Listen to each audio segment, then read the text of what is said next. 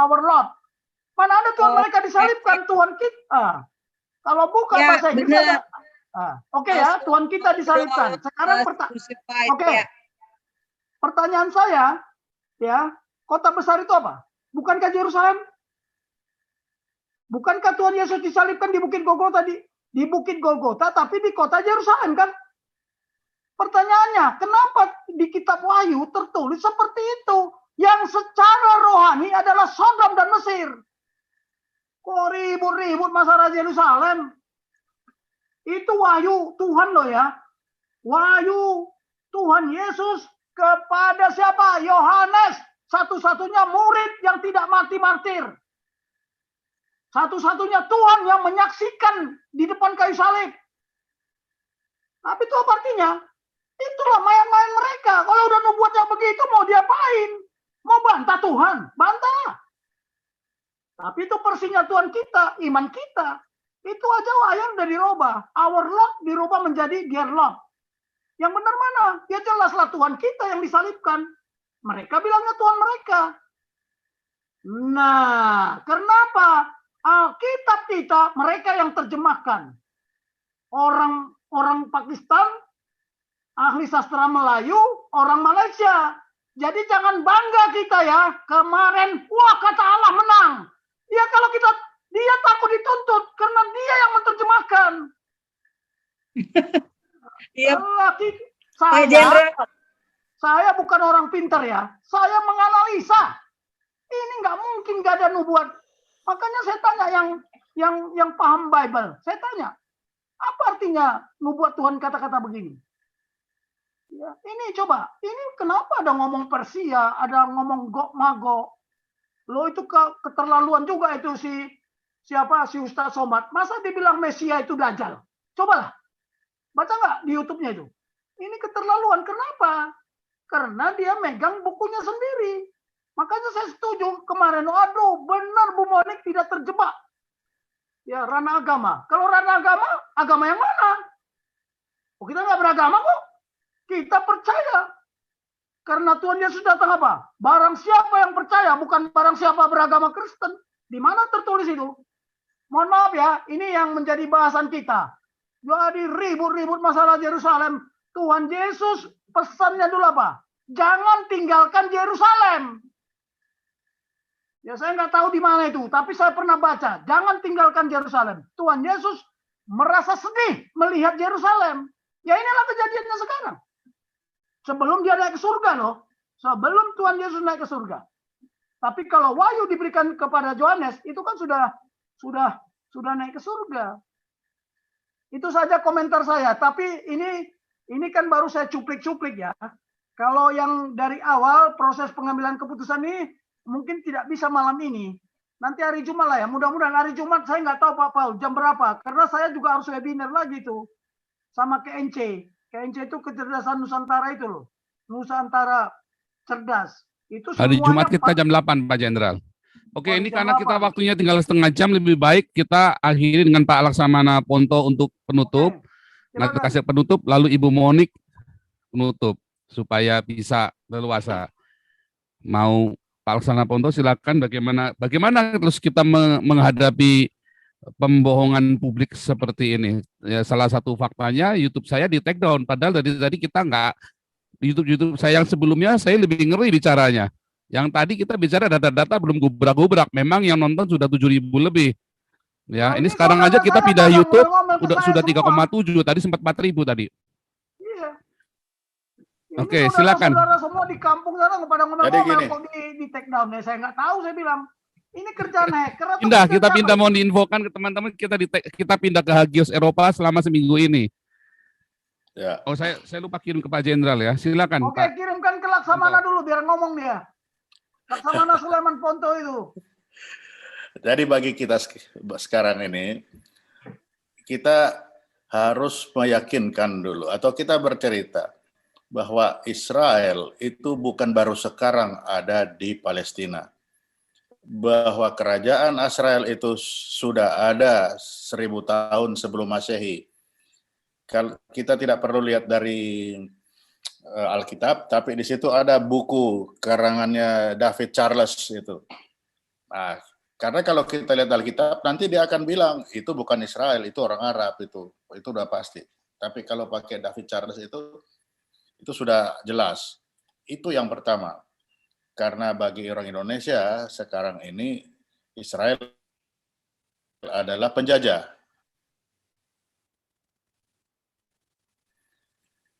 Jadi yang pertama kita harus lakukan bahwa sebelum dia tahun 48 di situ, 1000 tahun sebelum Masehi sudah ada di situ bersama-sama dengan Filistin. Nah, apa yang terjadi sekarang ini adalah mengulangi tahun 1000 sebelum Masehi itu. Nah, yang PBB saat itu juga menghormati sehingga dia bilang bagi dua, tapi tidak diterima oleh Palestina. Karena Palestina ingin semuanya ke Palestina. Tentu tidak mungkin. Israel sudah ada. Lalu kenapa dia bisa menguasai lain? Karena itu direbut atau terrebut karena adanya perang. Ini dengan adanya perang itu ya konsekuensi perang jatuh korban. Dan Israel seperti sekarang ini kita melihat Israel seakan-akan kejam atau walaupun kejam itu dilihat dari kacamata tata nilai yang dibangun pada tahun 1900-an. Ini. Jadi apapun kita harus cerita. Walaupun tentunya kita tidak bisa mengharap banyak. Karena para politikus ini akan menggunakan itu terus bahwa Israel adalah penjajah untuk mendapatkan dukungan kepada mereka. Tapi itu bukan alasan untuk kita tidak menyampaikan kebenaran. Jadi himbauan saya, mari kita sampaikan kebenaran. Kita tidak perlu berdebat dari sisi agama, tapi kita debat dari sisi sejarah. Bahwa Israel pernah ada di sana, bahwa Israel sekarang ini ketika dia diserang itu sama dengan Indonesia, defensif aktif. Demikian dari saya, Pak. Luar biasa. Jadi nampaknya memang ada penggiringan. Oke, ini Ibu Monik dulu. Silakan Ibu Monik. Ya, saya setuju dengan Pak Ponto ya. Kita pakai sejarah aja dulu sejauh ini ya. Kita ya ngomongin Alkitab ya di ranah Kristen, iya. Ya. Kayak di YouTube kayak begini ya tentu boleh. Tapi kalau masuk ke sekuler, ya betul. Mau membahas haikalnya ya, mendingan membahasnya secara versi imannya dia gitu ya.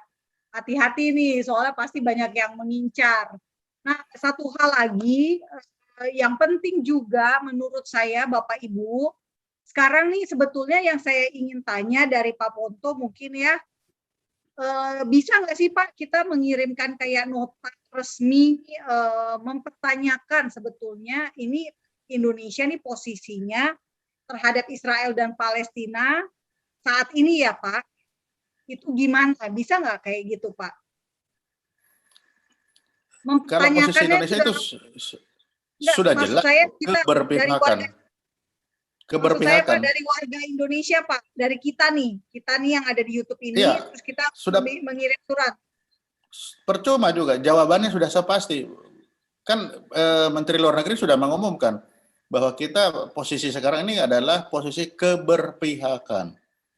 Kita berpihak kepada Palestina. Itu titik, itu sudah tidak bisa dirubah-rubah. Karena itu dianggap sesuai dengan Undang-Undang Dasar, yaitu menghilangkan bahwa kemerdekaan adalah segala bangsa, maka penjajahan di atas buminya harus dihapuskan. Nah, Israel dianggap sebagai penjajah. Itulah sebabnya saya pertama memutar dulu, dia bukan penjajah. Tapi dia datang menuntut tanahnya kembali, sehingga yang ada itu adalah perebutan wilayah, bukan penjajahan. Itu dulu. Kalau itu belum berubah sulit, karena Undang-Undang Dasar kita masih menghilangkan penjajahan di atas dunia. Itu nanti Kalau tidak usah Papua mempertanyakan, menerapkan sudah pasti. ini yang sama bagaimana? Gimana, Pak? Kalau Papua Ya, karena menerapkan hal yang penjajahan sama, itu semua, bukan semua, hampir semua bangsa Indonesia, rakyat Indonesia itu tahu bahwa Israel itu menjajah dan sadis. Nah, makanya karena saya ikut arus informasinya aja. kan nggak Ya betul, betul, Pak dia Ponto. sadis.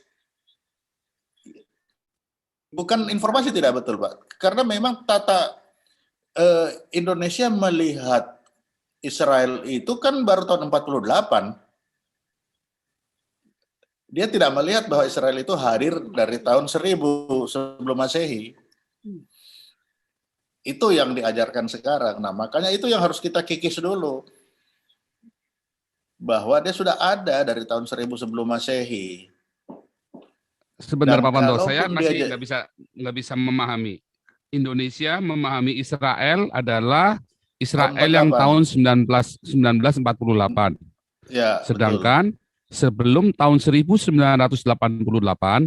tidak pernah 48, ada Pak. negara bernama Palestina loh. Iya, betul. Nah, kan jadi Tapi bingung dia lagi. Jadi siapa menjajah siapa ini? Harusnya kan negara yang belakangan yang menjajah negara bukan. yang duluan toh. Bukan, Pak. Jadi Israel kan dari luar, dianggap kan belum ada. Tapi Palestina sudah ada. Sudah dianggap Belum ada Pak itu. negara Palestina saat itu, Pak. Memang bukan ada, Kenapa tapi orang katanya? Palestina. Orang Palestina itu sudah dianggap sudah ada di situ. Gara-gara Jadi seperti orang Indonesia itu kan dibilang Belanda menjajah Indonesia. Padahal Indonesia baru ada kan tahun 45. Nah, tapi sebelumnya kan sudah ada orang-orang yang tinggal di pulau-pulau itu. Nah, orang Palestina dianggap sudah tinggal terlebih dahulu di wilayah itu, wilayah Palestina. Sehingga kedatangannya Israel membuat negara itu dianggap menjajah.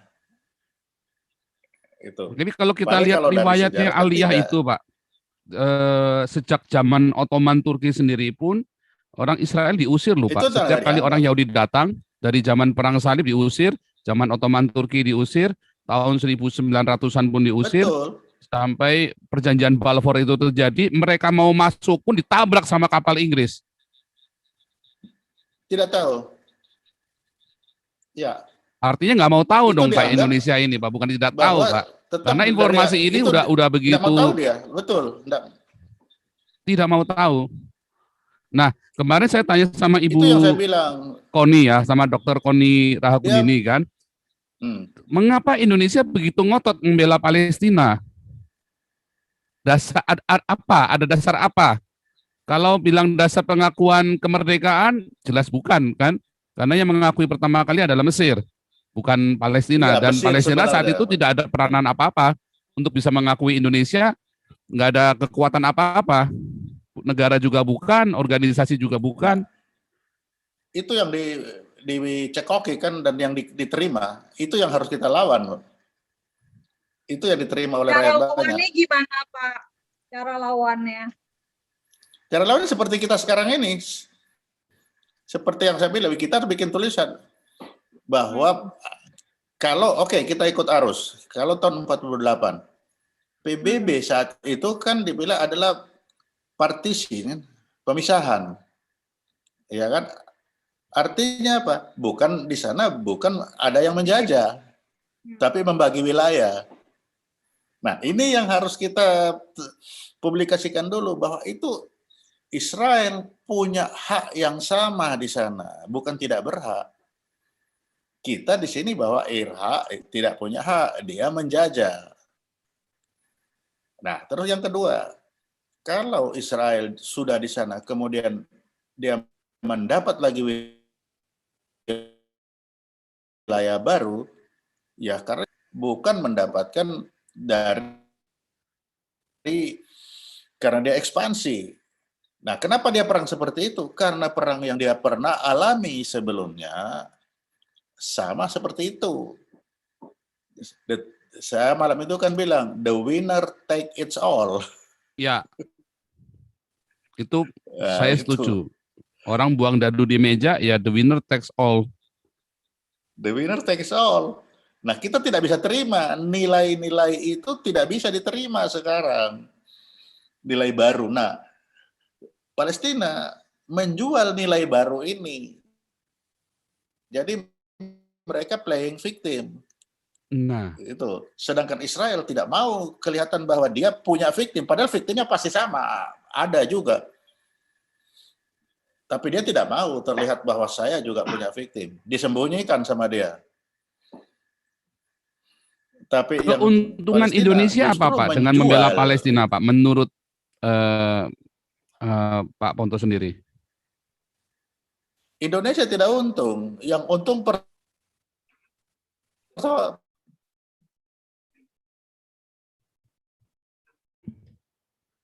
Putus Pak. Baik, Ini Pak cukup Paulus, saya tambahin. Ya, ini menarik di Pak Jenderal. Mungkin Pak Jenderal juga bisa. Untungnya apa Pak Indonesia membela Palestina? Yang nggak ada. per orang. Oh, perorangan. Oh, jadi golongan tertentu ya. Jadi 2024 lagi dong ini Secara ceritanya. Jadi begini, ini kan, maaf dulu bro, sebentar. Ini kan pertarungan antara ideologi khilafah sama ideologi Pancasila.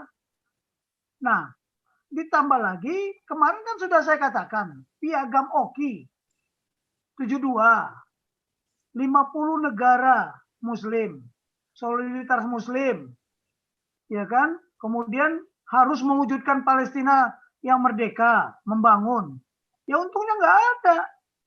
Bagi kita ya, kalau bagi mereka ada untungnya. Kalau bagi negara ada, ini makanya. Nah sekarang kalau Bu Monik tadi bilang bagaimana caranya? Kalau katanya bagaimana caranya, itu sudah bicara strategi. Ya pertama kemarin sudah saya sampaikan bahwa geopolitik sekarang berubah. Paradigma penjajahan di zaman lalu sama di zaman sekarang berbeda, makanya harus diredefinisikan, ya, diposisikan. Apakah betul Israel itu penjajah? Nah, sekarang kita bicara lagi, kalau bicara cara, bagaimana kita membrainwashing, menyampaikan kebenaran yang bisa diterima oleh siapa? Otak-otak bangsa ini. Kan saya bilang kemarin, kita sekarang peperangan di wilayah apa? Di wilayah spiritual, di wilayah hati dan pikiran. Mindset bangsa ini, geo itu sudah mindset. Kalau tadi Pak Ponto bilang, bahwa minyak itu akan habis. Lah peperangannya di mana? Bukan di hati dan pikiran. Rebut hati dan pikiran. Jadi strateginya kita, bagaimana bangsa Indonesia yang sudah terkontaminasi polusi khilafah, bahkan mungkin udah 50%.